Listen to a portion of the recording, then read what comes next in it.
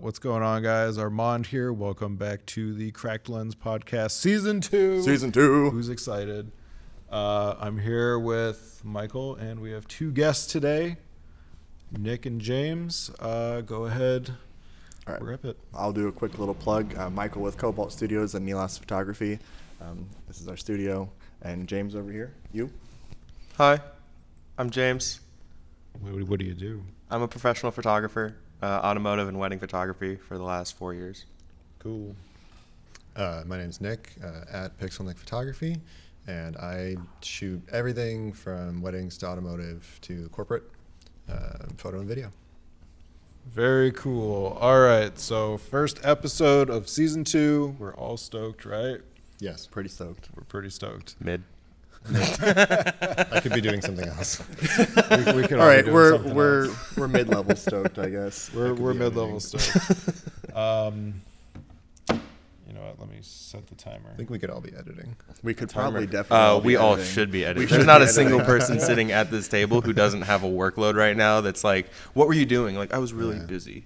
I had a lot of stuff going on. If your eyes don't look tired, you're not the real one. You're not a professional. Yeah. 4 a.m., 5 a.m. in the morning. People think photographers aren't working or doing anything. Yeah. We're working. It's not a 2-hour session. Too much. It's 30 hours after. Yeah, it's never the time that we're quoting for. Yeah. All right. So we got a YouTube comment last season that there wasn't enough arguing. Debate. Yeah. Yeah. We were just like too agreeable. It sounded like two dudes. We just rub each other's hands and approve of everything each other says. Yeah. It's just like two dudes like venting to each other. Way talking too about their supportive. jobs. Yeah. Yeah. Way too supportive. Like way too nice. All right. So today's topic, the first topic is Sony versus Canon. You mean Canon versus Sony? Canon versus... Oh my god. Put it right. It's alphabetical and correct. Okay, all right? fine. Alphabetical. Canon versus Sony. It's in order of superiority, actually. It is. It's true. If you're watching us on YouTube or Spotify, you can see Team Canon has the red and Team Sony has the orange. For some reason. Puke orange. Yeah. Well, Yeah, it's just when like a you less buy better red. That's when you buy the Sony gear, the boxes are orange, and their brand and logo and stuff is like That's orange right. and black. That's right. I knew that. Yeah. Do you even know? That's your a own lot of brand? What are we here commitment to talk about? Sony to not know the colors. That's all I'm saying. I'm just busy learning how to use it. Basically, we went digging up the differences between, the way we work, and we found Canon versus Sony is the way to go. Yeah. Well, So it's the two most hotly contested brands. Just, yeah. I feel like it. Highest volume selling brands. This is true. Like in the studio, when I see people come in, because you have to ask what you're using because of triggers, I see primarily Canon and Sony coming to the door, and then a good amount of Fuji and Nikon, but definitely the top two used in the Yeah. studio at least is Canon and Sony. yeah. But yeah. So all right, kick us off. All right. So okay, how long have you guys been shooting with Canon? And that includes you too. Am I starting? Yes, Yeah, now yeah, you let's are. go Now that you way. are. Yeah, we're That's that not how we do this. I've been shooting with Sony from the start for about 2.5 years. 2.5 years. Yeah. Okay, so I actually used to be a Canon shooter. Betrayed. Yeah, from 2012 to 2018, and I've been Team Sony ever since. Okay. So about like 6, almost 7 years now. So more Canon than Sony. For those time travelers out Almost. you're going to have some good input because from the beginning I've been shooting Canon. That's just because I fell upon Canon on Craigslist, but I also love Canon, and I'll talk more about that in a little bit. But I did have a Nikon for a second, but Same. What made you switch? it was just like It wasn't working. No, it was just like my mom passed me some camera. I don't even remember what model it was, but it was very simple. And I wanted like a full frame. And I went on Craigslist and found a Canon. And that's where I've been since 2014 or 15. Now we're 2024, so a while. Yeah. Okay. And I've been on Canon since the start back in 2019. So Okay, so about 5 years. 5 years. Almost 6 now. Okay, cool. So I'm the baby. Yeah, you're like just starting. Yeah. Little baby Nick. 2.5 years. Yeah. That's crazy. Yeah. So what keeps you guys shooting with the brand? Am I starting again? Yeah. Okay. I started out with Sony because that's what my dad had, and I would just borrow stuff from him. Your He dad's had- smart. We He had like an him. Alpha 1. He came from Canon, actually. I learned that very recently. Really? He came from, I don't know what their APS-C probably like a Rebel or something. Yeah, like T2i. Probably. And then he switched. He had like a 67, or not 67. It'd be a 6300 Sony, and then he went to full frame. So when I was going back through college, I took a photography class, and I was like, I need a camera. So I borrowed his Alpha 1 and whatever glass he had. I wouldn't know. It's a big jump. It's a big jump from your iPhone to an Alpha 1. And so that was just kind of where it started. And then when I really liked it and started to take an interest in it professionally, I picked up an A7 IV and would just like borrow his glass or like use his Alpha 1 as a second camera if I ever needed it. And it Does he still have one? No. No. Yeah, that's a long story. But yeah, that's where it just kind of fell into it that way. Like I can't say it was like the brand that drew me in. It was just the most available, which is probably applicable for all of us. Yeah. But that's where it started. I feel like as you get like more and more into your career, then you can get like more like picky about the stuff you use. In the 100%. beginning, it's like just give me a camera to shoot with. And yeah, you know. I mean that's how I ended up with Fuji stuff. Yeah. But that's Or, I'll keep us on task. But yeah, that's where it started. Okay, I was gonna say, aren't you selling your Fuji stuff now? It's gone, but I just picked up a GFX. Yeah. So, anyways, continue. Okay. Okay. What keeps me shooting with Sony is that I'm not really seeing a whole lot from the competition that's like worth switching for, because for me it's either Sony or Nikon. Like Canon's not even in the equation. But what are your parameters for what qualifies something to be good enough to switch over? Because that's kind of a circular answer. Your answer was because Sony is better. That's the yeah. Elaborate. Yeah. Okay, so the main reason I switched like back in 2018 was I didn't like Canon colors, right? I couldn't get the look that I wanted out of it. I know everybody praises Canon for their colors, but Canon colors are boring, and there isn't a whole lot of color information in the files. In the RAWs. Yeah, in the RAWs. Yeah, okay. in the RAWs. So like you can't do like big color shifts that I was trying to do, and I just didn't like the look. And then the dynamic range was so bad. What body was this? I had the 5D Mark IV. So I went from a 5D Mark IV to A7R3 at the time. Okay. And I remember my friend brought his A7R3 over, and I just like looked through the EVF and I was like, I'm switching. Done. That's it. Wow. I was like, we're going from the the optical viewfinder to like EVF and then like crazy dynamic range. That was it for me. So to be devil's advocate, do you think a lot of that was because it was DSLR versus mirrorless? Oh, totally. And I was waiting forever for Canon to come out with their mirrorless. Okay. Because I was just gonna like make the switch, right? Right. And Canon never did. And when they finally did, it was just another 5D Mark IV. It was just the Canon R. Okay. Interesting. And Sony was already like so ahead, with what they were coming out with. Well, they never had a DSLR. They started in Yeah, they started in mirrorless. Another thing was like the video specs, because I wanted to start doing video, and Canon's video was just not good. Sure. Yeah, so that was like the main reason for switching. But what keeps me from switching now is I don't know. I'm not really seeing much else from the competition that's worth switching over for. Sure.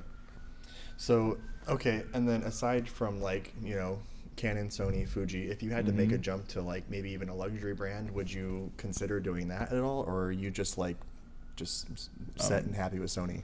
I'm pretty happy with Sony. I mean, I have a A1 Mark II on pre-order, but I'm like mildly disappointed it's not like a bigger jump, you know what I mean? Because I think we were all expecting like 8K 60 for video and like the faster cards, like the CF Express 4.0. Yeah. Internal RAW. Yeah, internal RAW video. 32-bit audio. So if we're keeping it to photography too, is like video out of the question, because I honestly have no input on video, because I wish I did video, but I've just never jumped into that, right? Right. So just photos. If we're saying like just photo, like is there any reason to upgrade your Sony to a new Sony when it comes out, or like is it all about video? I would say it's like, do you feel like you're being limited by anything, is what I should say? No, not at all. Okay. I have a note on that too. Okay. Before we continue on, I think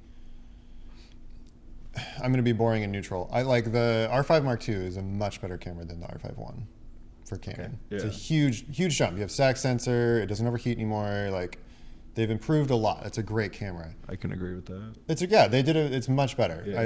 It's way better. And I'm interested to see what Sony does to respond, because there's always product jump back and forth.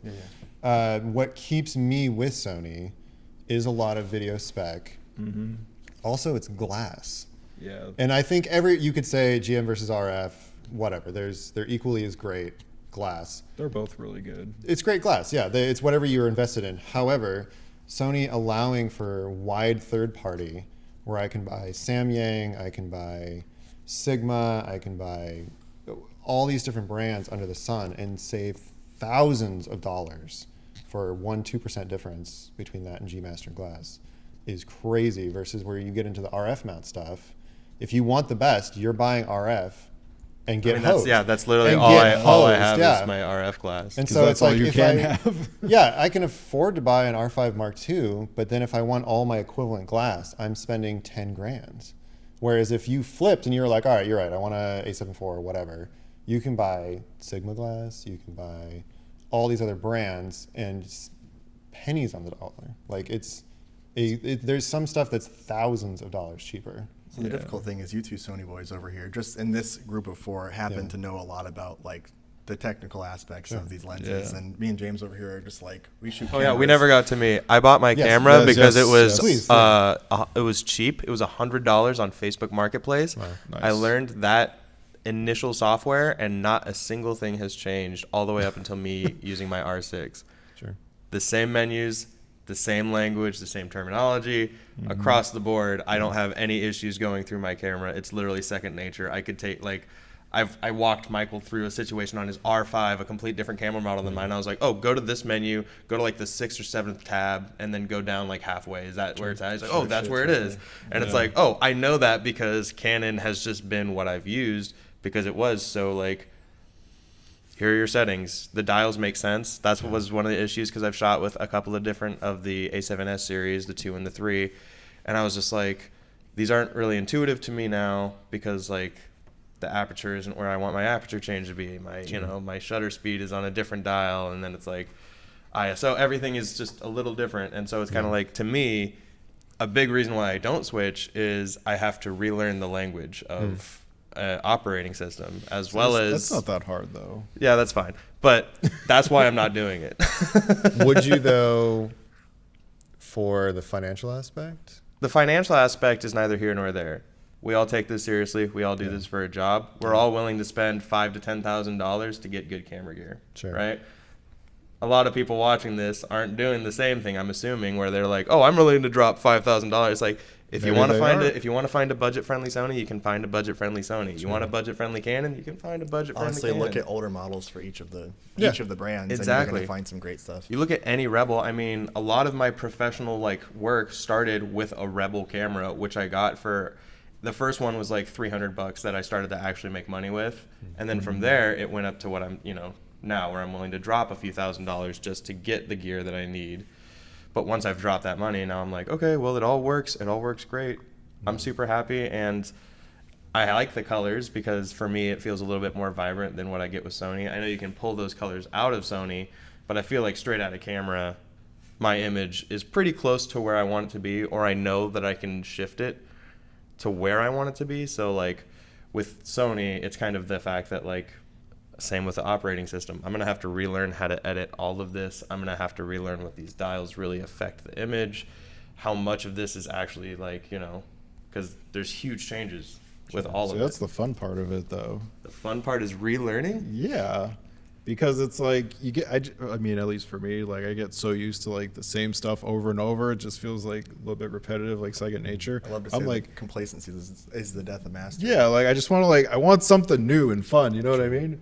So when I switch from Canon to Sony, I'm like, oh, this is so much fun. It's Well, I haven't really played with anything else aside from Canon, because I'm really uncomfortable touching other people's cameras. One of the, actually, if not the only time I can recall, is when we did pictures of you, and I used your Sony for a little bit, and I got to take some of those files and edit them, and I did notice a difference in how what I can pull and what I could change. Yeah. But also like everything that I've like.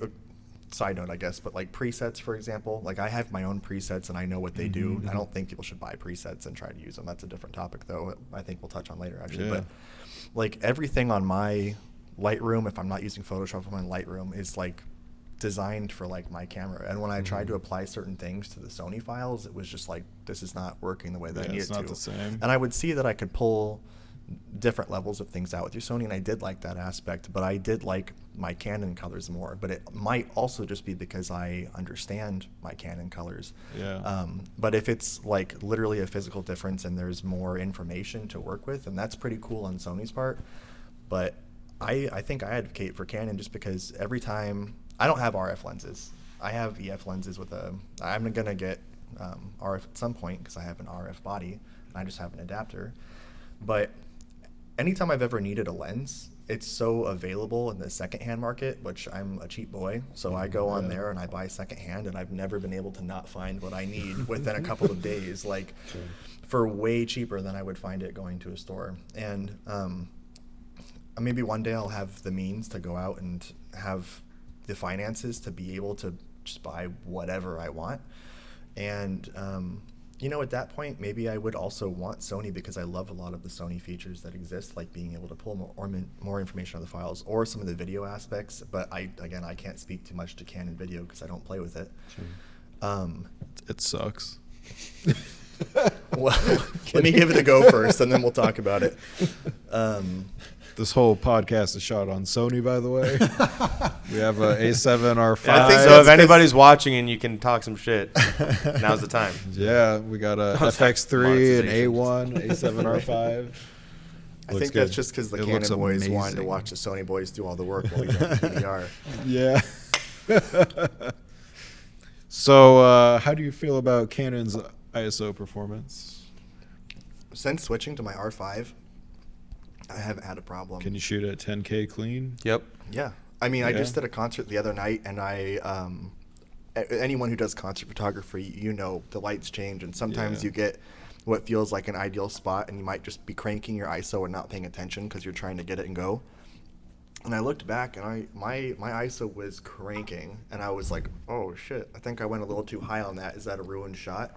And I started scoping back through, previewing my shots, and with the R5 especially, I thought they looked great. They looked clean. I was zooming in. I didn't see too much noise. Like, I was surprised, honestly, because I usually don't push it. Mm-hmm. And so I did just the other night, and I was loving my results. I just shot a whole concert, and I was at 8,000 ISO the whole time.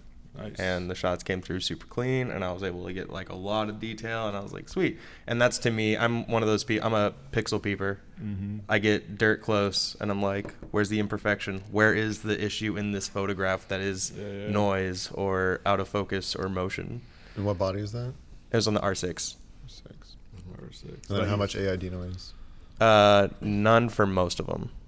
And if you want to apply AID noise, then those features exist, which is crazy. Yeah. That changed my whole world personally. Yeah. And even with that, you got to stick Really? pretty slim, because with the AID noise, you start getting into that swimmy kind of oil paint territory. You're like, wait a minute. Yeah. I try not to use it, but there are definitely situations where I've done some really low light stuff and then been like, you know what, let me just go ahead and try this AID noise on the last 30 pics from this dark event that I was doing. And I'm like, that made that all pretty crispy, except for these three, which are... You boys want to stir up controversy. Let's keep talking AI. That'll get the people talking. We've never done that before. We'll get there. Which can be helpful. That kind of AI when you're talking. But it's again, a lifesaver, yeah. With any camera that's like relatively modern, and you can shoot pretty high ISO and use it. Like, we have so many tools to help us through that, like, I don't know. I don't get too well, and there's stressed about charts everything. that literally have measurable ISO. Like, this is how much you will actually see in your images with these settings. And like honestly, the R6, R5, the whole mirrorless series pushes it more. I mean, back when I had my DSLR, I wouldn't push my ISO past 1,000 because I was so scared of it. Yeah. And then with my RP, which I switched to after, it was like, okay, now I can push it over 1,000. But even then, like, getting to like 3,000 or 4,000, it's like, now we're like in this really high range, and I'm starting to see noise bleed through. But it's like with my R6, See, if it's dark at night, See, one of the reasons I remember for switching, right? Like, I went to Japan. I was shooting on the 5D Mark IV, and I shot at like 800 ISO. The whole image was so noisy.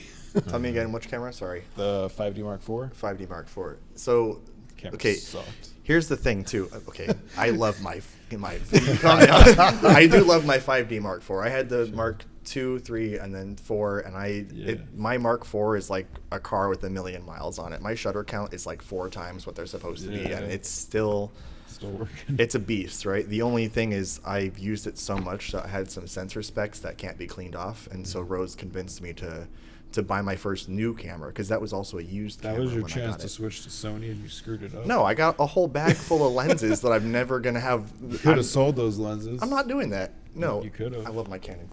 I think for me, like the biggest thing about noise is video. Like that's why I have the FX3 as a cinema body. It is second base ISO is 12,800, and that is crazy. Insanely clean for 4K up to 120 no crop. Like that's bonkers. So it's like 12.8K looks like ISO 100. So if I wanted to do video, and I do at some point want to do video, I just haven't found it in me to like, because I want a gimbal, as I've talked about before I do video, but when I do video, I don't really want to shoot on my R5. I don't know if I'll use Sony or use Canon, but I'll probably get like a Canon cinema body and actually get a cinema body and not try to use my R5. So I don't know. I mean, the R5 is fine for video. Until it gets too hot. Yeah, until it gets video on fire. record. Did Yeah, you guys remember see that? we shot Did y'all that see music that? video and the The thing R5 is overheated? fine for It was video. He getting just pretty said hot. it. We just got a quote. R5 is good for video. Yeah. I mean, Armand. good enough for video for your purposes? Whoa, that's did a music backpedaling. video. You said it was Yeah. good for video. Nope. Not, So not I- as good as Sony, though. I'm not for a against. yeah. I'm not against Canon in any way, but yeah, I have the R5, the Mark 1, and it got pretty hot. But we were filming with it You for put quite a it while. in the fridge. I did Freezer. Yeah, you had to put it in the freezer. I did to cool it down a little The bit. camera straight up turned off in the middle of this music video. We were Had to we put were it in the freezer. we were working for a while. Let's be Cut to fair. that footage. Yeah. But we should probably get cinema bodies if we're gonna do video. I don't know. You could. FX3.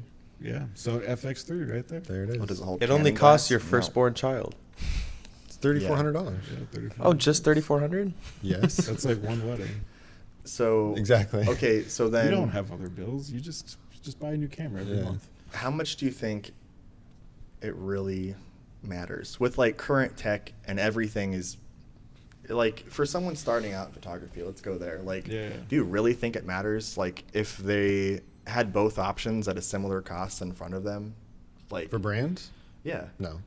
Probably. Just pick a starting point. Probably not too much. I would say look at what the brand is coming out with, like, you know, and their like higher end stuff, and see which one is more appealing and where you want to start off in like because beginning. you're aiming for that. Look at the Yeah. roadmap, yeah. But Yeah, I look don't at the think, roadmap like for the future. I don't think it matters where you start between the two.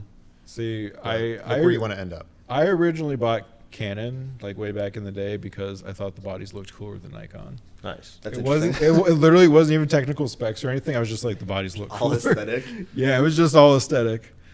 I'm trying to think whose aesthetic is actually cooler now. Wait, I'm like, do I care?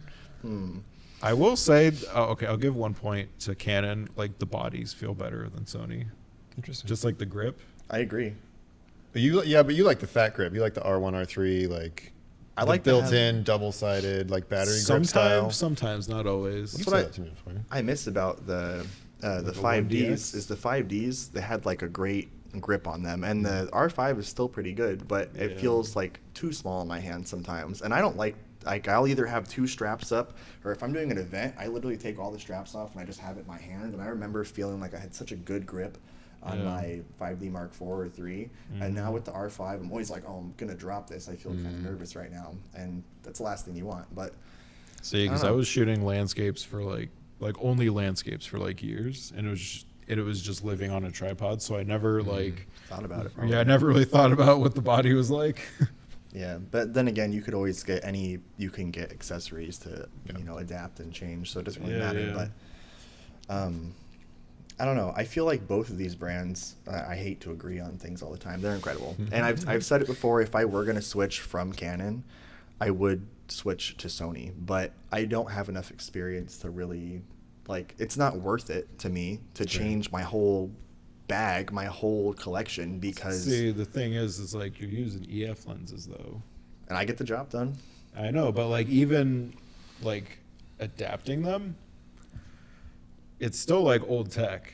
So like for video, you're gonna notice a huge difference. Oh, definitely. And I've noticed when I've tried or played with it, or when I'm running around doing like BTS and stuff for our workshops and stuff, and I'm just like, I'm gonna Yeah. grab some video footage. It's not always the wonderful. autofocus just isn't there. And so, yeah, it's kind of rough, and I really would like to throw an RF lens on and see how I feel then, Dude, because it's so it would different. probably be night and day difference. I was about to say, I'm like, I've never had issues with my autofocus, but I also only use RF glass. When it comes Yeah. to photography, though, which is what I'm really concerned about, what I care about, I still use single point, because there's all these great features on the R5, and a lot of them I haven't even touched, because I am just one of those people who I trust myself more, and so I'll put it in single point, and I just know how to like handle it in my hand. So if I have a bride and groom and a wedding or something coming down the aisle, I put single point and I focus on them, and I keep going back to that. There's these features that are there to help me, but I could give a shit less.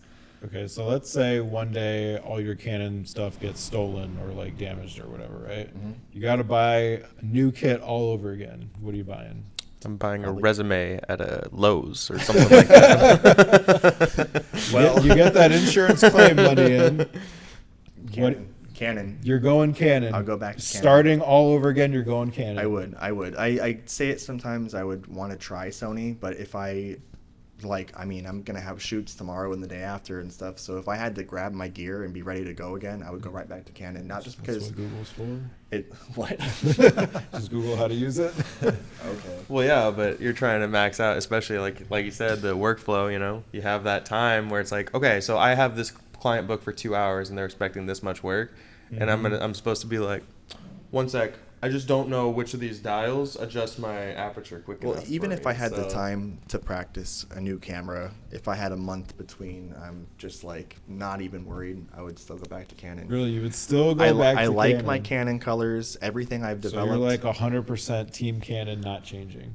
I love my Canon. So I let me love ask my you Canon. this: what would get you to switch? Yeah. What would? Well, get let's you say to blank switch to the slate. dark You have side? 10 grand. Look at it this way, like What in general? Like, what is a feature that you're like, if brand A came out with this, then I know it would be worth the investment? And I'll answer the same question, but like, if there's So the thing that I go to first is something that I'm being told Sony does better, right? So you have more features where you can pull more out.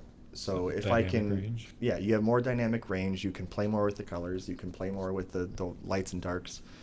And so it sounds like Sony does that better, but I also don't want to have to rely on that, I guess. And I just love my Why Canon. not? so you want less back end work. Yeah, I want to get to the point where I'm confident in what I'm taking right out of the camera. And I am going to always play with it in post, but I don't want to have to change a whole lot. And if I do, it's probably not going to be anything, because for me, if I'm doing a lot in post, it's definitely not to make it super clean. Because when I change a lot in post, I'm literally just adding like artsy shit, like filter blurs or grain, or I'm going the opposite direction. So it really doesn't matter to me. But that's just me, you know? And some people out there, they want something like really commercial or high end. And if I wanted more crispiness or more of that, then I would probably just change the format of my camera and get something else altogether, like a medium format. Like a GFX. I don't even know what they're called, because I'm not in that market. Okay, Nick would Fujifilm know. Ask him over there. GFX 100. Isn't there one in here? Whatever. I would get something that has way too big of files that would just annoy the shit out of me later. And yeah, but no, I love my Canon. I love the colors. I'm not just being complacent and stuck on it, but I don't see the point in changing it, because if I'm doing portraits for work, I think about this all the time. Someone that puts us all to shame at this table with their portrait work is Dan Ostergren. Yeah. His work is fucking phenomenal. It's so good. And I think he's using the 5D Mark II or 3. got Don't the quote. 3. It's the 3, right? Mm-hmm. The 3. And he just recently got the 85 1.2 that I've had for a while now. And his work is so clean and so beautiful. that I'm like, what are we even talking about all the new specs for if he's out there doing this and putting us to shame? So how much of that is the equipment he's using or the technical know-how and using lighting and the way he sculpts with light is everything. So instead of us all, so is that the brand though, or is that, I guess what I'm saying is like, if we took his same lighting setup and handed him an A1, he'd don't do you the think same the result shit. should be So the same? I think in the end, I don't devote too much time to even considering equipment because it all does so good now that I think that worrying too much about the equipment sets us back, because then, like, I've had moments in my career where I think too much about what I'm using versus what I'm not moving. Like, even with lights, right? Oh, I only have a couple of, like, you know, little speed lights or something. I can't do these crazy things. I need bigger lights. I need bigger that. I need better gear. And I feel like that's such an amateur mistake, because then we're always stressing and holding ourselves back because we don't have the gear. But there are ways to get around that, or just look at the light or shape the light and use the gear that we do have to make better work than we even create now. And so I've tried so hard for a long time to just put that aside and just use what I have and stop complaining. So I don't know. It's like working out to get stronger. You got to give yourself the challenge. I mean, Just take steroids. that's probably, honestly, that'd probably be the equivalent. Is like, Went to the gym you know, one day, you get I'm to not the, jacked, you know, yeah, take you get to steroids, the point where you buy this really nice camera or use this nice camera, and now you don't have to worry about all these things when it's like, you know, going up through like the really low end camera. Like, I was learning how to deal with low light on a T1i. And it's like, that's not a low light camera. That's barely a camera. And it's like, dude, I had to learn how to shoot like high motion in this like dark setting. And I'm like learning how, you know, I have maybe 2 frames a second. And that's like as fast as it shoots. And I'm like, okay, so I have to get good. I have to better myself. I have to better my skills as a photographer, which kind of pulls you out of that like, okay, so yeah, like if I needed to switch to Sony, I could. But like Michael said, there's no like reason pushing you, so it's like it's really that artist behind the body. Let's also look at it this way, I guess. So getting back to like that, just the main topic, like Canon versus Sony, Sony versus Canon. I'll say something about Sony that I like. Okay, so you said it already. The dynamic range, I think it crushes, and I love that about Sony. But with Canon, I feel like the availability and the cost difference, like when they're coming out with new cameras, if you're someone who cares about the new equipment, I feel like Canon is not as expensive as Sony. And I feel like the availability on the secondhand market, which is where I'm shopping, you can find more Canon gear and you can like go further in that way as you're building your career. And so that's where I'm at with Canon. I like those features, but in the end, but if you go RF, it's more expensive than Sony. Is and it? their new bodies are more expensive. Yeah. An A7 IV is what, 2,100, Not like $2,000. and a R5 Mark II is what, 4,000. Yeah, about 4,000. An R1 is 6,500, same price as Alpha One. It's all expensive now. It's all all expensive, but currently Canon's more. I mean, their mid range is the R5, okay. and that's 4,000. The new body is $4,000. So when you guys go shopping for camera or gear, where do you go? I go to B&H because I got a B&H. student discount. Okay. So everything's cheaper. B&H or Profoto, Yeah. Pro Photo Supply, yeah. Portland, Oregon. Canon Profoto doesn't Supply. do student discounts. Okay. Well, Yeah, I'm like Facebook Marketplace, offer up, Actually, the texting one buddies who have lenses that I want. the one that's been amazing for me is Reddit Photo Market. I've scored Yeah, a ton of pretty killer legit. used gear. Yeah, I mean it's a lot like Facebook Marketplace. You got to be careful. But I picked up a G Master 50mm 1.2.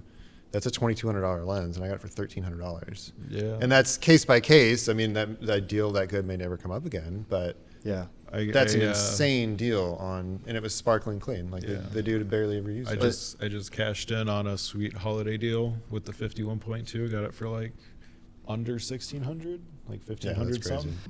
I would always start with a local camera shop that has a used market so that you can have some security. Because I've literally met people in parking lots that I'll never find again if it was a busted lens. So Yeah. Yeah. if you're buying used, go and try it out. If you're going to use Facebook Marketplace or Craigslist and stuff, just make sure to test it and test it Yeah, for a there's all- second. Don't just get uncomfortable and leave with your... Meet at a police lens. station. Yeah, meet somewhere there's with lights, also- somewhere secure. Be There's careful. also like mpb.com. Like KEH. Yeah, KEH. There's all these like Even the major stores, B&H Yeah. and Adorama have used sections. Yeah, now. sometimes they have good deals. If you're in Portland, though, start with Pro Photo Supply, like Nick is saying over here. Yeah. Pro Photo Check Supply. out Pro Photo Supply. Yeah. And then Facebook and Craigslist. And Reddit. Reddit, Yeah. thank you. Reddit's been good so far. There's to so me. many spots you can find used gear now. But, like, in the end, man, like, yeah, Canon and Sony are both slaying. I do. Maybe it's just because, and I'm not trying to say it out of complacency, I love my Canon because Right. what I've developed with it and the relationship I have with my Canon, because we're in love. But I don't know. If I had to switch to something else that wasn't Canon, it would be Sony. Sure. What about Nikon? Would you ever consider Nikon? You know, Canon is like one of the only camera brands that Not doesn't making make their own.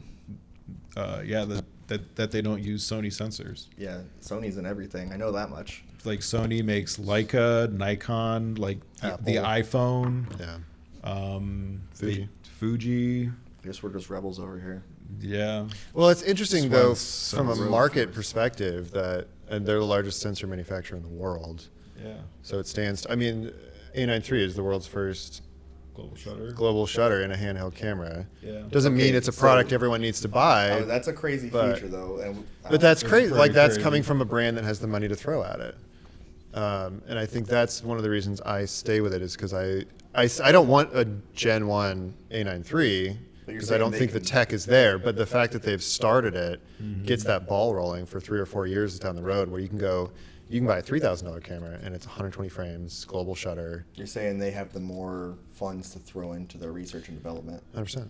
Yeah. Yeah, and I think that's another like the hot rumor right now is FX3 Mark II would be a global shutter cinema body. Yeah, because if That's you absolutely worth my money because then I still have low light and I have flickerless video. That's insane. I say it's a pretty good argument point, though, because, yeah, if you're looking like your roadmap, like we said earlier, you might start here, but if you start with Sony, you're saying down the line they might have just, I mean, the secondhand market, too, is going to be full of stuff that's just...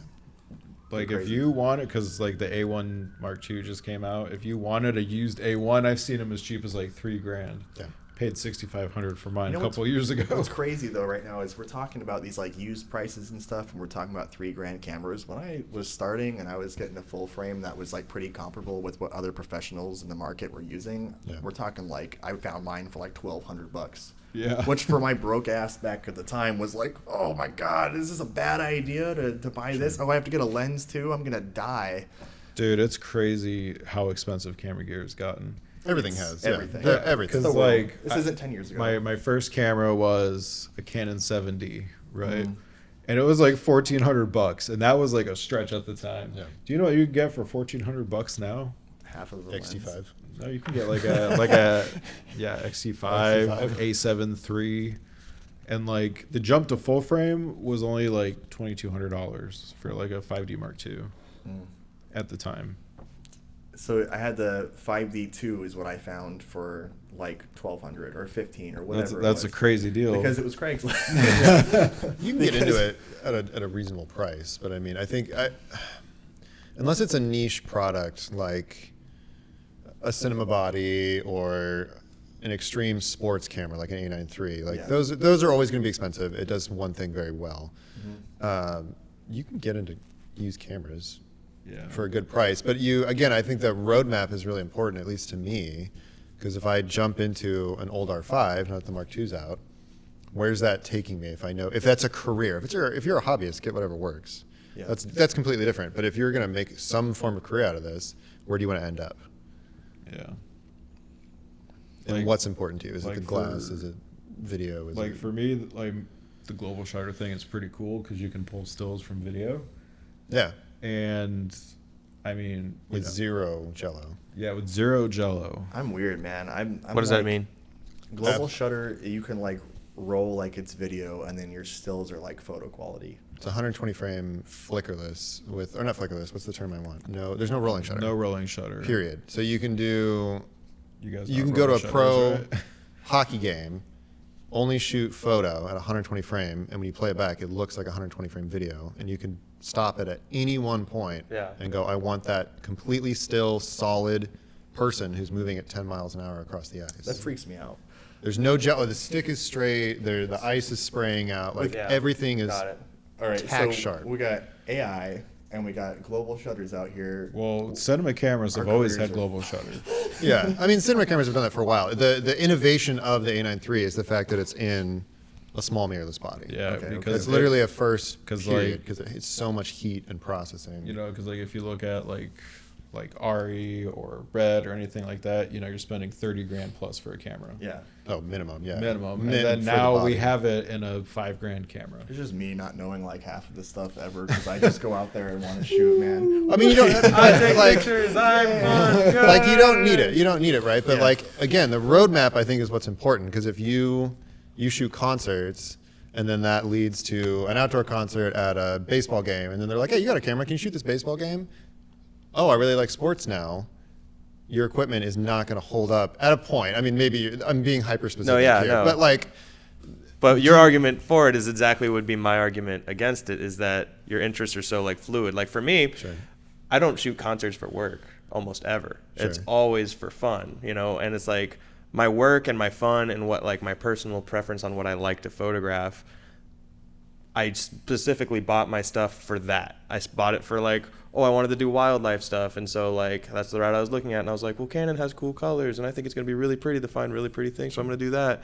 And that was my mental thought. It wasn't anything about much more than that. Mm-hmm.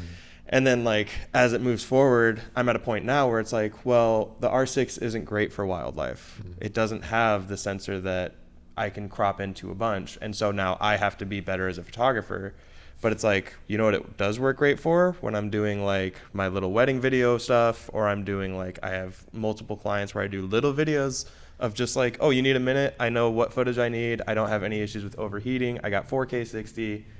Like I have everything I need in this camera for work. Mm-hmm. Meanwhile, if I would have chased down the brand specific for like, oh, I want the biggest sensors with the best, cheapest glass that I can get long range, Sony. Sure. We can all agree that Sony has that one in the bag. But it's like, if I would have went down that route, I'd be more broke than I am now as a wedding photographer and but you know, have commercial product gear. But I'd have cooler gear, which would get me nowhere. Well, if I wanted to do a video, I'd probably have looked into like a Red or something anyways. So that's not comparable though. That's 50. That's a 30 to 50 grand cinema body. Whatever. That's if I'm doing commercial work. But yeah, it's like, you know, like you have that change and it's like, I don't know. But so, okay, to your point though, if you still want to shoot wildlife, wouldn't you want, and this can be any brand, if you would have not bought an R6 and waited for R5 Mark II, then you have a stack sensor. Well, at this time when I bought my R6, the R5 had literally just come out. Sure, but I mean now, like you know you like shooting wildlife. You said the R6 doesn't do a great job at it. Does that make you want an R5 Mark II? So you have a stack sensor? Not at all. Not at all. Because it does everything I want it to do, and when I do my wild stuff, when I do my wildlife stuff, sure, it's really kind of just like it is for fun, and like for me, it creates more of the challenge because like for me, I can't just be like, well, it's fine. I'm just gonna burst, get my 30 shots in that second, and my shutter speed was cranked, and so is my ISO, so it's fine. Everything's in focus. Everything's like gravy, super easy, and I'm like, okay, well, I'm gonna do all this stuff in post now, and it's like, well, dude, where's the fun of like getting the shot?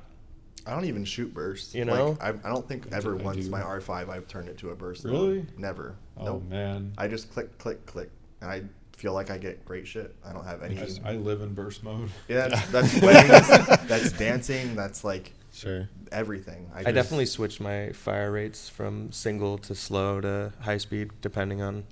I feel like for me, because a lot of the stuff I shoot is like I have one chance to shoot it because I don't really, you know, shoot like couples and weddings and stuff too much. It's a lot of like travel, landscape, like commercial, very like you know, you have this one chance, like don't screw it up, and I can't like play with the lights, you know, for like a whole landscape. You know? Storm clouds over mountain. Like, storm clouds over mountain. I need everything. You need that dynamic range. I need everything. Yeah, I need the dynamic range. I need like the most capable, like perfect camera possible. I mean, when I keep going back to weddings because that's what I have the bulk of my experience in. But I get one kiss. Yeah, you can't screw it up either. And so one signature. But I think also, it's not even the camera that I've used. It's my stubbornness to switch things up. And that's a me thing, right? Like I don't mess with my settings at all. I mess with myself. Like, I don't go into the menu and look at all these extra features. From the time I had my 5D Mark II until my R5, there's barely anything that I've gone and like, wow, this new feature. And like I said, that's a me thing. So that's why maybe I'm not the most qualified to talk about all these different features. This whole time you're just shooting in auto. I'm Michael's cranking out JPEGs like crazy. What raw file? Hear that? What is clients? this raw? Yeah. Do you mean like unedited? I can send you unedited. No, I mean like That would be gold. Michael's never shot a raw image. white balance.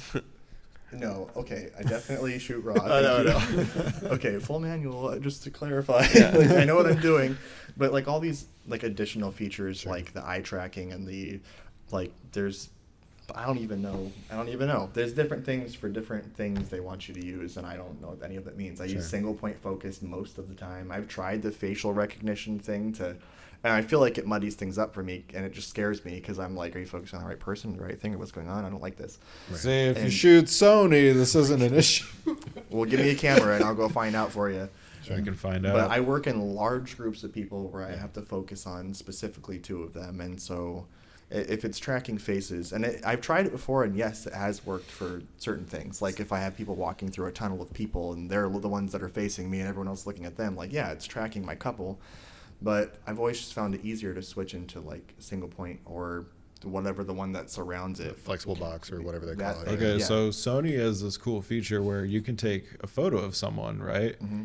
And it'll only focus on them. So Does like if Canon you're have that feature? I don't. I have no idea. Probably. Okay, so Maybe. I feel like it's fairly commonplace at this maybe. point. If only Sony had that, I would say that's pretty cool. Yeah. for certain So events. like if you're shooting a wedding, right? You could do that, and it could be like a huge crowd of people, and it'll only focus on the couple. But even every then, time. and Michael can attest to this, when you're in a situation, especially like a reception for a wedding, Yeah. 90% of the time we're focused on 2 people, bride and groom. Mm-hmm. If we're stuck in this mode where it's like trying to find the bride and groom, and now all of a sudden the uncle who's right behind the bride is, putting his legs up on the wall and shaking his butt, You Yeah. gotta switch and over. you're trying to I know. switch up, because you don't have even a second. You have A millisecond. move your marker right now, get the focus on, which is just my like counter, because like for weddings, like Michael said, absolutely no face autofocus. It is 100%. I choose where my focal point is, and it is super specific I put it because dead ass in the center. See, Yeah. And so I know camera there, camera back, camera there, camera back. I just like, where am I going I'm the with complete this? And then I opposite. frame it. For a wedding, I always use AI autofocus because I know I want it to grab the eyeball every time, and then you just shrink the box down, so Yeah. it's only grabbing a face that it's in the center of that box. See, maybe it's a Sony thing because like it switches between the 2, so it'll switch between like the face, like autofocus box, and it'll and like the focus point. Well, I think you have the same feature, but you showed me on yours earlier because the RF lens. the RF lenses have the control ring. You that adjust it. You can select it to whatever you want it to do. And for me, because of weddings, I have it set to my focus. So I can change my focusing mode from whatever I want to, literally in a turn, to a point where now I don't even have to think. I just do it. And as I'm doing my shooting, I'm able to quickly switch. Oh, I want to switch to a face autofocus, or I need big group shots, so I need to switch to a wider, Sure. you know. I have that on a hot button. Yeah. Yeah. You can hot button it. I gotta dig into my menu a little bit. Mr. JPEG So the over moral here. of the story. So the moral of the story is we're all stubborn and we're never switching. Yeah, the line stays strong. Going back like 20 minutes ago, I'll answer my own question. I think the thing that would get me to switch if it never shows up would probably be raw video. Because right now Sony does not have, unless you push deep into cinema bodies, Yeah. they don't have internal raw video. Burano or Venice. I think FX9 has it. Does the FX9 have it? I think so.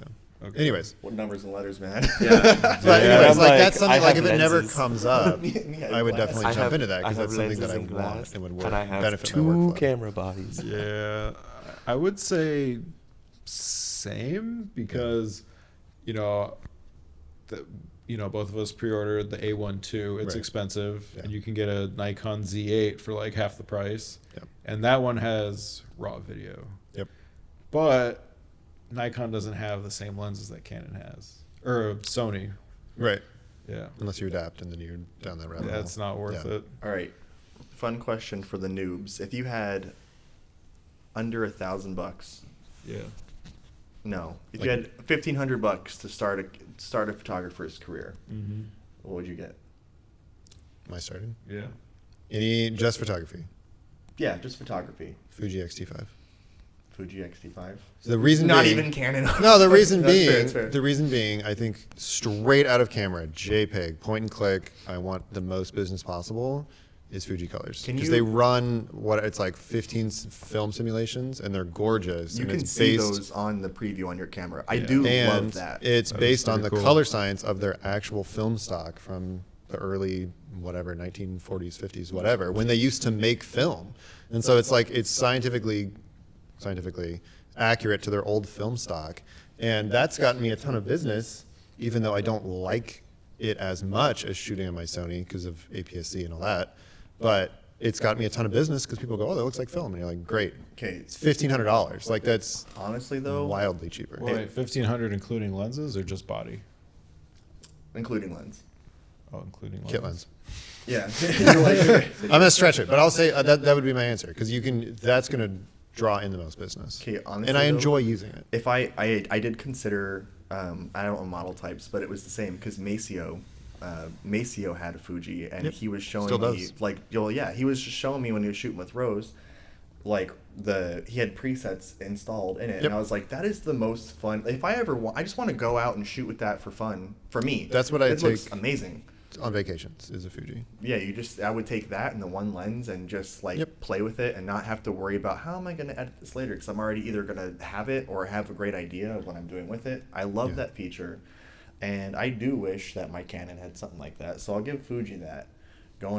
I think Fuji crushes that for straight out of camera above anybody until you push into the bougie shit like Leica and Hasselblad, which has way better color science, but that's a different topic. But like it's a different. that's a different universe. Yeah, yeah. Hasselblad start at 9,000, but if it's for my business and my enjoyment, it's an X-T5 Okay. easily. Armand? I would say probably like a used Sony A7 Mark III Okay. or a. So why? But why? Yeah. I feel like it's like the best bang for your buck, and it's like a cheap entry into full frame. You know what I mean? Because you can get like decent video, like 4K 24, Sure. and then like the photo features, it does what 10 frames second burst, Probably 8 or 10. 24 megapixel. That was like the one camera that kind of like put Sony on the map when it dropped. Like, Yeah, that like, was the for big jump yeah. for the industry. Yeah, because it was like 7.3. cheap full frame, cheap mirrorless, and it just like did everything perfectly. People are still using it. I can't think of his name all of a Colored. sudden, but yeah, there's a guy in Portland that still has an A7 III and he crushes it. Kick-ass designs. That's what I was thinking of. Lance, yeah. Lance. Yeah. He still has an A7 III and he's awesome. He's Is that what he extremely shoots with? I didn't know he's that. extremely talented. Yeah, so probably that and just like some cheap primes. How many? Okay, no, you got to be specific because I know you know specifics, Armand. Yeah, I won't know specifics. Maybe- I'll give a half answer like that. Okay, but maybe I know like a couple primes. How many hundreds of dollars is that? You have 1,500 bones. All right, what do you think? A7 III is like. I would just get a Sigma 2470. Oh yeah, you could do that. It's like $700. I like There you seeing go. the 700 for that. 700 for the body. Okay. Done. Michael. I'm trying to think of what they would run now because I've seen them online for pretty cheap. But I would get one of the Canon 5Ds, and I love the 5Ds, dude. So you go back to DSLR. I would get the 5D. You would put a noob into the prehistoric era. Yeah, I would. Because it course. gets the job done. It really does. So, like, honestly, you can take that camera and show people images they wouldn't even know what it came off of. You could sell those images to a client and they'd still be able to blow them up giant. They'd be crispy, they'd be clean, they'd be wonderful. And you could then start to get whatever you want. And you can keep going Canon or you could move to whatever you want later. But, I mean, honestly, you can go on the used market and buy one of the 5Ds. I don't know exactly what they run, so I'm just going to say maybe you're getting like the 3 and you could get like a 24 to 105 to at least start you doing some natural light stuff or stuff with flash if you're using a studio. Man, you could get that for like $1,000 now. Yeah, exactly. Like and then everything. honestly, then you get some extra batteries and a grip, whatever you need to fill your 1,500 bones, and then, I mean, you could start a career with $1,500. You don't have to have $3,000, $4,000, $5,000 for glass and a camera to start a photography career, which was we talked about before is low barrier to entry. Yeah. Because there's so much good shit just floating around in the used market now that I'm like, does any of it really matter? I mean, but unless you start getting to that higher caliber, or like the place where we're at right now, we're trying to like do more to impress and have higher like quality. At this point, the only reason I've ever increased my or like changed what camera I'm using or anything is purely for quality of life adjustments. Yeah. Higher frame rates, better autofocus, Just things to make it easier. full frame. I'm not always looking to make it easier though. And it's like, it's not always trying to find that, but it's like that quality of life, and it's like something that still keeps me being creative. You know, I don't want to say it's like too easy to use a Sony or a really expensive camera, but when I first started going through my business, that was the big thing. Was I was like, I have to fight against this person who just dropped $5,000 because they had $5,000 to drop. I didn't. I had, a couple $100, and now I'm trying to get these crazy images, which now I can. But like this person kind of had an easier path because they were able to drop a smooth $5,000 on a camera that you don't have to worry about. Is there enough light? Is there this? But do they have an easier path overall? Because I feel like the people who had to start with cameras that couldn't do all these same things as like the fancy new equipment, like you really got to figure that shit out. Yeah. It's like starting on film versus starting on digital, right? You have to know exactly what things mean and how to do it and how to adjust in those moments. And so using like older equipment is how I can go to any situation now and be like, oh, here's exactly what I would do and why I would do it. And like a client is like, oh shit. Yeah. All right, cool. I Having trust that you. And then I do it. And then I'm like, all right, cool. And so I'm really happy that I didn't start out with something where I just was like, oh, I'll just crank that ISO all the way up. And it's not going to, like, if I did that back when I started, I was fucked. Yeah, there's a reason that we're Everything is scared of not ISO. That's a reason that, Terrified of it's because ISO. we've worried about it, and we have the history of saying, well, I've used the older gear, so I know that ISO can ruin an image if you're not paying attention to it. And it's like, once you lose that challenge, that hurdle that you have to learn to cross, then it's like, are you getting better, or do you just know how to edit photos? So what point does gear matter? That's a good one. So that is a good one. In the end, it's all like, it all depends on what you're trying to do. Are you trying to blow up billboards and stuff like that? Are you shooting for some high-end commercial, whatever? To you. To me? What point does gear matter for your business to be successful? Not including the studio rental, because obviously you have to have like lights and cool shit. Yeah. If you're just talking about my camera bag and my equipment, until I get into video, not too much. If I lost my R5 tomorrow and switched back to my 5D3, I could make it work, and I wouldn't have much trouble. I would probably quit photography if I had to go back to a 5D. I'm very confident in my abilities to pull an image with the equipment that I have. Sure. That's in my second bag, right? Sure. In my backup bag or whatever. However, yeah, of course I do love using my R5 because I can bump my ISO a little bit. Or like I'm lucky enough to have an 85 1.2, and if the conditions are right or my distance is right and I can use my 85 1.2 and not have to worry about ISO, then great. But I don't know, like. So what point does equipment matter? It's hard to say. For me, because I shoot a shit ton and all the time, it matters enough to where I like having my R5, but it's not the end of things. If I didn't have it, I would still be doing the same shit that I'm doing. It would just be a little harder. So if you got knocked down to like a Canon RP, could you still do it? Yes. What's a Canon RP? Yeah. Yeah. That was my last camera. That's my backup camera in my bag. What if are the it hits specs the fan. like on an RP? I don't know. It has a higher megapixel. I think it has like 26 megapixel sensor on it. Fires I think 8 to 10 frames per second. You can get 4K 30 on it. You can get 1920 60. Yeah. I don't know. I did great. I used it as my primary wedding camera until I took the plunge and bought an R6. And it was literally because the R5 came out and a guy was selling it on Facebook Marketplace. And he was like, hey, do you want me to take $600 off this camera for you? And I was like, yes, I would. Taking the body aside, if you're lucky enough to have low aperture lenses, then it wouldn't matter too much. Do I still have my 85 1.2 or my the Sigma 35 1.4, then I think that's part of gear, though. Taylor's old as time. true, It's yeah. the lenses that do the it's most. the glass, really. Yeah. And I mean, Sony yeah. would have technically the upper edge with the fact that they do have, like, not secondhand, what's the word I'm thinking of? Third party. Third party, thank you. Third party glass, which I won't ever deny I am super jealous of, because who doesn't love people putting in the smart effort to make cheaper, more effective glass? I don't know. I have two. I have the Sigma 35 and I have a Rokinon 14 millimeter, but that's like a different. That was like, I just wanted to do astrophotography and jumped on whatever I could find. Right, manual focus. You don't have to be jealous. You can join us. Or I can stick with my No. Canon. I just bought another RF lens the other day. Really? If I- What'd you get? The 14 millimeter, The 14. 14, wow. and it's Nice. great. That's It's wide. awesome. It is That's super cool. wide, but it's 14 for work. what? 14 what? 14 what? Aperture, or the... 2.8. 2.8. Nice. Yeah, it was super cheap. It was $200. That's a wide boy. If I had the money to like either invest in Sony or invest in Canon, I would shove that shit in my back pocket and I would wait 3 or 4 years and then buy a bunch of secondhand. I'd put it into a lenses. money I'm market impatient. account, and I would let it.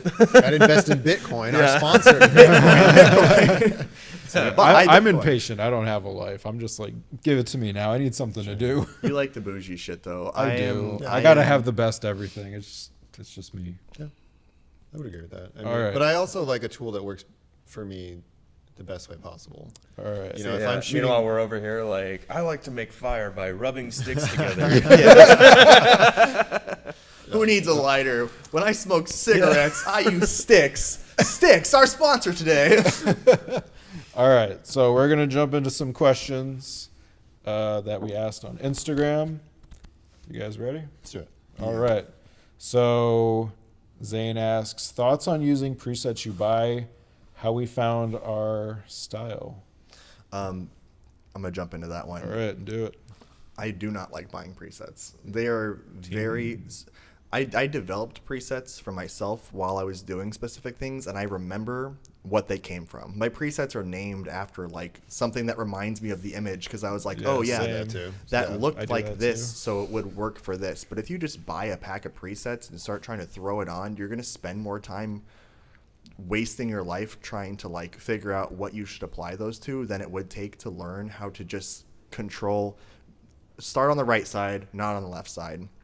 Figure out that right side, and the next thing you know, you're gonna have too many presets that you understand of your own that you're gonna want to burn them out. But if you just buy packs of presets, no. All right, so team no preset. Team no preset. Although sometimes it is, I don't know. You get the film ones. If you get good presets for like the color profiles for like actual film stuff, sometimes that's cool because they're designing those based on like this is a Kodak, et cetera, and those are fun to play with, but not for work stuff at least. Okay. Anyways, How about you? I would also say no presets. I have never been a fan of the idea of purchasing presets, but that's because I look at it very much as your editing style is what you're doing. That is the second half of the two-part process, that is taking and creating the image. So for me, the minute you get it in there and you're like, all right, cool, I'm going to look at, this preset list that I just bought from this influencer, and it's all of their, like you said, all of their weird titles that they picked for what they're doing, and now you're going to go through it and you're going to be like, oh, I'm going to put on this, and then you're going to edit. It's like, look at this image that I created. And it's like, well, look at this like picture that you took and put someone else's work over. Yeah. And then on the second hand, a big thing for me is like, I know every slider. I know what every slider does because I've created these presets. So I know like with my preset, because I'm the same as Michael and you guys, I'm assuming, in that like I have a list of presets that are gibberish to anybody but me. And it's like literally like, describing something. I just had one and it was red and purple colors. And I did all of this stuff to change what the red and the purple do and all these settings. And I was like, red perp const. And I'm like, that's from a concert where red and purple were really strong. So I know going back, if I have a red and purple image, I could probably put this preset on it. But even then, I had gotten into a rut of using my own presets. And I was actually here talking with Michael, and Michael was like, you should just try hand editing everything again. Jump back to what you had to do before you even tried presets. start over. Yeah. Yeah. And so I did that, and I realized, I was like, dude, I'm almost like cornering myself into these presets sometimes where it's like, yes, we want to maintain a look, but don't let that complacency be the killer of your creation. You know, don't let your old presets or purchase presets be defining you. Make sure you're going through and being like, you know what, let's take one for me. And that's how and that leads into the second part, which is that's how my style came about. Was I would find something that I really liked, save it as a preset, apply it for my next shoot, and see what I could do to change it. And eventually I started to find out, oh, I like how these look and I like what these do. And now I'm at the point where subconsciously my style is just it, you know? Yeah. I'm also going to say team no preset. I don't know. It's kind of cheesy, in my opinion, you know, just like buying a preset and using somebody else's look.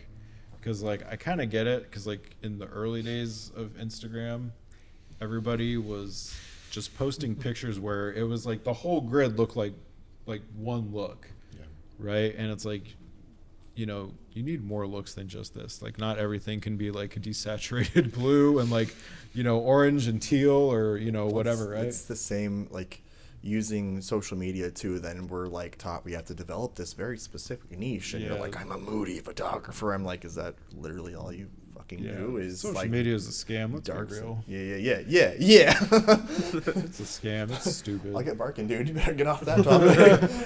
All right. So yeah. Wait, Nick. Jeez Louise, Armand, what's your Come answer to the on. I actually use presets on occasion.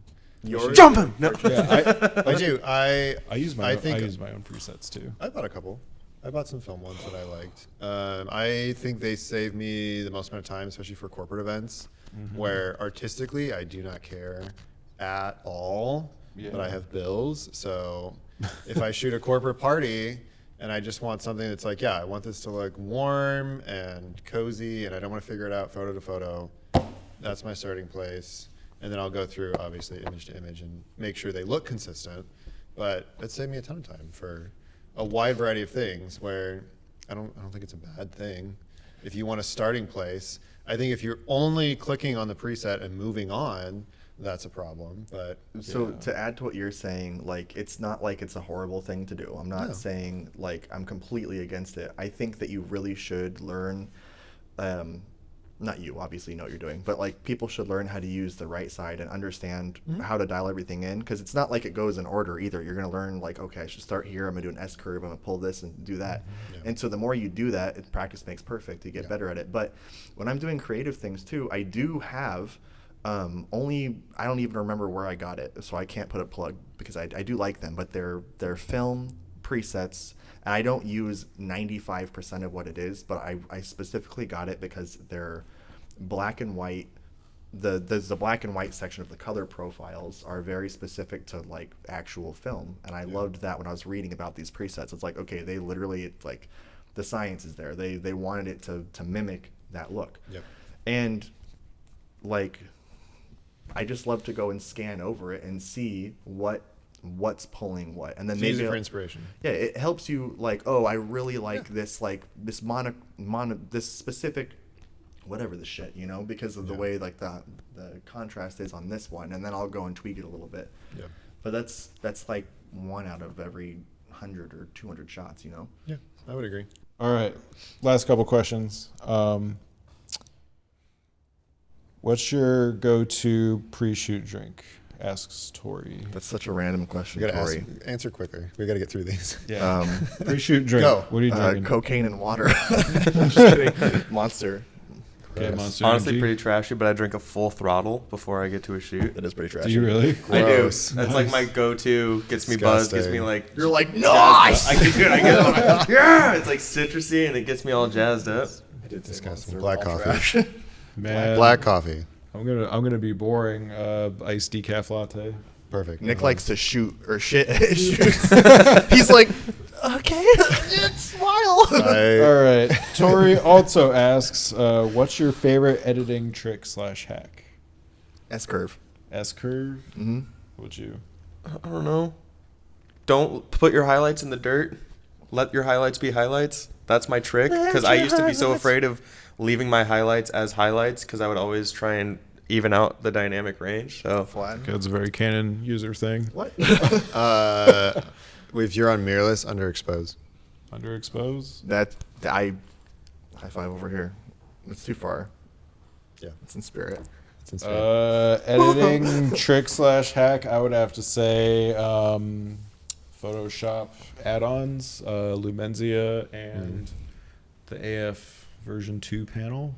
I'm gonna get upstairs for the Orton effect. I was about to say, it looks like someone's going to be downloading some Photoshop stuff when he gets home. And I want to be clear, underexposed versus overexposing. Not always underexposed, but Listen to that. even or under. And use your histogram on your camera. Learn how to use a histogram. Histogram. Don't pay attention to metering. Yep, Photoshop panels. Use your histogram. Photoshop panels, best thing ever. Luminosity masking, you can be super selective about every single part of your image. Then Next question. AF panel for the glowy Orton effect. Christian asks, Hi, Christian, love you. yep, why is Canon so much better than Sony? Isn't he joining Team Sony? Yeah, he is switching to Sony pretty soon. It's not yet confirmed or denied, right? He is joining. Right. Well, He's selling his gear after. he's gonna sell it gear. right back and grab was not. Canon. He also wants to know No, you're not, when is he hopping on the podcast? Soon, baby. Very soon. When you switch teams. That's weird. They were talking earlier about you not copping on. I don't know. Yeah. Just stirring the Damn, pot. exposed. You switch to Sony, then yeah, bro. Just kidding. All right, talk. And then Tori asks, talk about your favorite photo and explain why it's your favorite. See, I still. Go ahead, I don't know. You guys like immediately had Nick. You go. Nick. You go. Are we going to insert it in the video? Sure, Here why it not? is. It's Yeah. on my hand. It's actually one of the first photo shoots I ever had. It was a bridal inspired shoot, and the model. I thought it was really cool to always shoot wide open. So it was It was the only lens I owned. It was an 85-1.4 Sigma, and I had her in this bridal dress, and she was like throwing it at super high frame rates. It's really cool. You can see it here. Yeah. On your hand. I'll give you some editing. There we go. Go. Okay, my favorite photo is probably my Grand Prismatic photo taken from the helicopter over Yellowstone National Park. That's sick, yeah. Waited years and years to shoot it, and then when we got there, it was like literally perfect conditions, because usually there's a lot of like smoke coming off of it, like when it gets too cold. But it was perfect that day. Everything lined up. It was amazing. Favorite photo. All right. It has to be one with Rose in it. 10 seconds on the clock. Okay, yeah. I have one of Rose that I really like, and it's hung up by my Boo. dining table, and it's Cool. It's my lovely partner Rose, and she's nude, and she's in these yellow flowers. I don't know what Nice. they're called, but they grow here in Oregon. They're like these wild flowers. Balsam root. Did you say nice? Maybe. Yeah. Nice. It's really hot. I don't know. Nice. It's like, we'll put it right here. It's really cool. That's cool. I think that's probably one of my favorites, but that was, you guys like have them in mind. I have like 20, but Everyone's they're all my favorite. They're Yeah. all like either of Rose or my boys or personal, and a lot of them are like not technically the best picture. Like a lot of my favorite pictures are like of Salem, and they're like grainy, shitty pictures that I was like just flipping through later, and I was like, I They fucking could have love been this picture. perfect if it was shot The in emotional Sony. connection. Get your ass out, James. And then mine is, again, it was from when I had first started. It was within my first year of picking up a camera, and it's a picture of a chimpanzee There it is. You There guys it can see is. it. that basically I had gone to the zoo because my friends asked me, like, hey, we're going to the zoo. Do you want to come? And I was like, yeah, I'll bring my camera. Like, I never thought to do this. This will be super cool. And I had borrowed a 70-300 EF lens from a friend of mine, and I had a T3i, and I was like sitting there looking at like this chimpanzee through the glass, and all of the kids had like had their hands on the glass, so you can see on the sides like all this like particle effects, and then the glass had like a blue tint to it, but the sun was coming in and it like cut the monkey's face in half diagonally, but you could still see light catching in the brown eye, and it was like I took this picture, and immediately I like got home, and it was one of those nights where I got home and I'm editing until like 4 a.m, and I'm just like, I gotta get this looking awesome, and I'm going through all of these. But yeah, it was like the first time for me to realize like, oh, I can actually take really cool pictures, and that's why it's my favorite, is because it was the first time I looked at it and I was like, I cannot believe that I knew how to do Realization this. point. Yeah. Yeah. Yeah. All right, last question from Chris is, what's your photography journey? How did you learn new skills, and what motivates you? Who are we starting with? You. Nick. Oh, okay. What was the? Can I see the question again? 'Cause it was kind of What's multi-part. your photography journey? My journey. So I'll go as quick as I can. I only started shooting like 2.5 years ago. when I was at WSU, I needed some final credits, so I took an elective, which was photography. And just going through that and being forced to focus on it for a few months made me really start to enjoy it. And then when my career using my degree as a professional writer didn't really go anywhere, I was like, well, I'll do this on the side. And like I knew somebody that needed like headshots or something. And I was like, oh, actually, it's kind of nice. It's rewarding to make money off this, and I enjoy it. And it's not stressful, and I'm not working for a giant faceless corporation. So that kind of started it. What was the second part of the question? What was my journey? And how did you learn new skills? Oh, YouTube. It's all YouTube. You don't have to pay for anybody's course. You don't have to take a class. You don't have to go to film school. It's all YouTube. You can learn an insane amount. Same for video editing. There's a few video editing YouTube channels that have saved my ass and taught me everything about DaVinci Resolve. Yeah. And what motivates you? I think what motivates me is a little bit is like that, like for lack of a better term, like chasing the dragon of like, there's always the next shoot. There's always the next person you get to work with or object. If you shoot cars, like it's always like, I've always wanted to photograph a Ferrari F40 or whatever, or locations, you know. I'm sure you still want to go to Yosemite. I'm making that up on the spot. Or like you want to shoot volcanoes in Hawaii, or like, I think it's that drive of like, what's next? You know, it's funny you mentioned that because I am actually going to Hawaii next month there you to go. shoot a volcano. And you're looking for, like that motivates you. Yeah. But that motivates you, yeah. So I think it's what's to come, and having also a resume that continues to grow and a portfolio that shows off Heck yeah. diversity. All right, my photography journey, long story short, I started by shooting YouTube videos of me playing guitar back in like 2010, 2011. So sexy. Yeah. You can find those here. Here's the link. No. Actually, delete. I wish Link below. I wish I wouldn't have deleted the channel. Bummer. So that's how bought my first camera, went to film school, then just did a lot of traveling, and one thing led to another, and now it's a career. How do you learn new skills? YouTube. YouTube. Everything's YouTube now. YouTube, Instagram, TikTok, whatever social platform. It's all on there. What motivates me besides getting paid? Survival. Survival. I don't know if the money's really I don't want to be motivation. homeless. I feel like money's the big one, but it's just like the artistic need to just like to do it, you know. I have to be creative in some way. If there's like long periods of time where I don't like take photos or whatever, then I'm playing guitar or I'm like cooking fancy food or, you know, like doing something creative. Like I just always have to be doing something. What's the point of living if you're not creating, right? Like, yeah. Like that's the point of being a human, I guess. Yeah. Is like creating. All right. So how about you? Photography journey. Okay. Long story short, like you said, I mean, I did it for fun when I was young, just because it was like, I loved to collect stuff when I was younger. And then that wasn't always like possible just to keep collecting. I didn't have money. I was a kid. So I started taking pictures with my friends, doing like post-apocalyptic conceptual shoots. And then I kept the hobby going later, like when I lived on the road with my ex, Nilas's mom, my oldest boy's mom. And I kept shooting, and then I had a baby on the way while I was living in a truck, and then I was like, shit, what now? And so I worked temp jobs, and then I started using my camera to do portraiture for money. And then, you know, one thing leads to another. Now I'm, you know, doing these paid works, and I'm like, oh, this is better than working for some asshole. And I was really good at sales in this one job, and they did not care about me or the fact that I was the, you know, best employee in that department, like making them mad money. And I said I wanted to, you know, be a higher level, and he just pushed me off, and I said, fuck this, I'm gonna do pictures. And had the ability to sell myself and to sell my work, and so I knew I wanted to work for myself. I knew I love art, so that's, now I have a studio, and I'm never gonna stop. What's next? Motivate? How'd you learn new skills? Learn skills, that's right. Trial and error. I'm very stubborn, and there could be a problem in my way, and it could be like a 2-second thing to research on YouTube, but for some reason I never do that.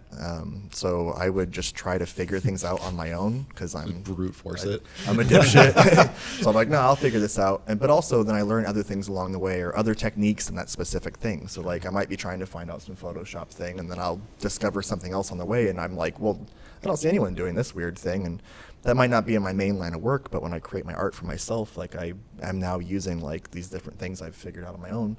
So trial and error, but then recently, as of like the last year and change, community, coworker days, like sitting next to Dan, for example, I learned so much. When you can get into a group that's not gatekeeping all their information and you can share together, that changes your whole world, everything. So being just around other creatives has like my growth pattern, barely just like little climb up, and then being around other creatives, I've seen my work change so much. And then what motivates me is keeping my family fed and creating and collecting like you were saying, like just the next place, and advancing my portfolio and seeing cool things and crazy things and having a unique life that most people don't get to enjoy. I feel really lucky, and so I would never, ever, ever want to stop that. Yeah. You literally just last week were telling me, like, I love my life, dude. It's so cool, the things that you're going to do. It's hard as shit sometimes, and it's a but lot when you have to, like, there's not really as many people to guide you when you're in, like, a creative pathway, because, like, in a lot of places, people gatekeep everything. We try not to here in this community, but, like, it is really hard to figure things out sometimes if there's like no one spelling it out for you, but the reward that you get at the same time, opposed to working like a corporate job or working for a faceless corporation, is immensely rewarding. I don't know. It's just the best thing ever. All right, so it's my turn. Yep. I started because I got out of a relationship with a girl. Nice. And I was heartbroken, and I had a couple $100, and I had a bunch more free time. So I was like, well, I'm just going to try it. I'm just going to get a camera. And I had no intention of it being a job, a career. It was literally, since I'm not seeing her, I may as well do something. And I was like, well, just go super hard. Like, put your mind to it. Just do it every day. Get good at it. So I started taking pictures literally every day. That was just the whole thing. And it was starting with car meets, because I would go to these car events and people would be like, oh, like, take pictures of my car, no problem, yeah. And I'm learning all this stuff about cars. And then eventually I have a friend who's like, hey, do you want to maybe shoot with like some models on my car? And I was like, well, that's unique. I've never done that. That'd be cool. So I start doing that. Well, then I'm like, well, I don't always need the cars. So then I start shooting models. Well, then I get someone who reaches out and says, hey, do you do baby pictures? And I was like, of course. I love baby pictures. Never done any baby pictures in my life. Always say you've done it before. And you've always done it, and it's your favorite thing to do. Always done it. So many times. A lot of experience, yeah. Yeah. But yeah, so then they ended up paying me $50, and I was like, I can make money doing this. That's pretty cool. Yeah. And then about 2 months later, I was like, I got reached out to for a wedding, and I was like, well, I'll do a wedding. So I did a wedding, and I was like, okay. And during the wedding, the officiant came up to me and said, like, oh, like, busy summer. And I was like, oh, trying. And he's like, how long you been doing this? And I was like, oh, first one. And he's like, oh, first wedding of the summer. And I was like, no, this is my first wedding. This is what I've, And he's like, you're acting like you've done these like 100 times before. And I was like, honestly, there's nothing really like worrying me about this. And it became very much like, oh, well, I'm a wedding photographer. And I'm a very social person. So it started to take off. And I was like, oh, well, I could do this as a job someday. And I met Taylor Gorman, shout out, take great photos, amazing dude. He just got so much accolades this year. I'm so proud of that guy. But he had pushed me so long, like, you should be doing this full time. You have the know-how, you have the social skills. You should be charging people and working full time for yourself. And that leads to kind of where the passion is that photography for me has never been money. I hate charging anyone even $1, because for me, this is not work at all. I don't have that sense of like, I need to do this. Like, I could charge $0 starting today, and I'll worry about the money for other departments. My like entire like passion for this is like ripping at the bit. Like, even after this, I'm like, my camera's in my bag, like it's in the car, we're right there. Like, I could go out and shoot tonight. And it's like, I already have 4 different professional shoots that I just got paid for, and I'm like, but I want to do more, and I want to do more of my stuff, and I want to do more of your stuff, and it's just like all of these like bits of the art form. You're a social puppy with puppy dog stamina. It seems like, dude, yeah. But yeah, just like the art form itself is literally what motivates me. Is that like I need to keep taking pictures. Like, even to this day, I don't go more than 2 days without taking a photo. How do you learn? Oh, I learned through screwing up a bunch. Trial and error, baby. Similar to Michael here is trial and error and community. The only time I used YouTube was at the very beginning, and that was just so I could learn what shutter speed, aperture, and ISO do. The triangle. And once I learned that on YouTube, everything else has just been trial, error, maybe a little bit of reading here and there just for specific things. Like, I read a book on posing because I wasn't sure how to pose. And it's like working with models is incredibly helpful as a photographer, like collaborate with models, because the information that I have learned from models when it comes to posing and looking for certain things, instrumental in everything else. I use model poses in almost every single one of my wedding sessions because this is going to look really good because I worked with these models who did this and I know what it does, and they knew what they were doing. But that's probably like the best is trial and error community models. Yeah. Cool. All right, well, we're going to cut it there. Thank you guys so much for listening or watching, whichever platform you're on.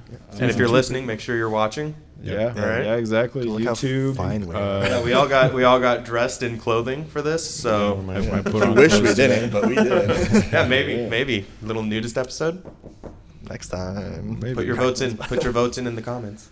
Yep. If you're listening on Spotify, give us 5 stars. If you're on YouTube, subscribe, like, comment. Same with Apple Podcasts. Give us positive interactions and say Positive hello, interactions. love Follow us on social. I think that's it. us. Yeah. Thank you Thanks for guys. Alrighty, boys. Yep. Can we do one more clap just for fun? I was 'Cause about to we were say, so we- good at it we're earlier. going 3 for We're going to 3. say goodbye. Ready? 3, 2, 1. Damn, off that one. I wasn't ready.